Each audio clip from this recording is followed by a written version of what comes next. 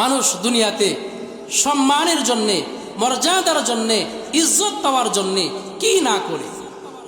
কত মানুষ সম্মান পাওয়ার জন্যে, ইজ্জত পাওয়ার জন্যে লক্ষ লক্ষ টাকা, কোটি কোটি টাকা খরচ করে, এরপরও সম্মান পায় না।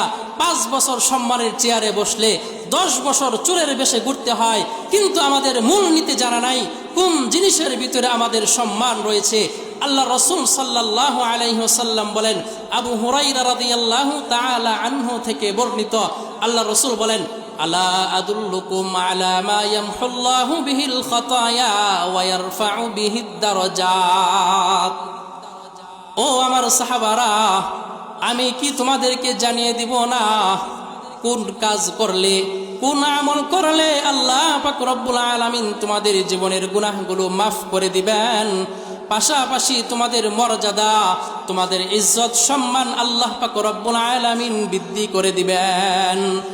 সাহাবায়ে কেরাম বললেন, ক্বালু বালা ইয়া রাসূলুল্লাহ, ওগো আল্লাহর পয়গম্বর, আপনি আমাদেরকে ওই আমলটা জানিয়ে দিন।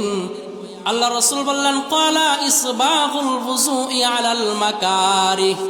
আল্লাহ রসুল বললেন, 1 নাম্বার কাজ হলো কষ্ট হলেও সদা সর্বদাই তোমরা ওযুর হালতে থাকবে। কিসের হালতে? ওযুর হালতে। 2 নাম্বার, আল্লাহ রসুল সাল্লাল্লাহু আলাইহি ওয়াসাল্লাম বলেন, বেশি বেশি তোমরা ওয়াকাসরাতুল খুতাই ইলাল মাসাজিদ, বেশি বেশি তোমরা মসজিদের ভিতরে গমন করবে। কোথায়? মসজিদের ভিতরে গমন করবে, নামাজ পড়বে। মসজিদের ভিতরে যারা বেশি বেশি যাতায়াত করবে, আল্লাহ পাক রব্বুল আলামিন এদের সম্মান মানুষের কাছে বৃদ্ধি করে দিবেন।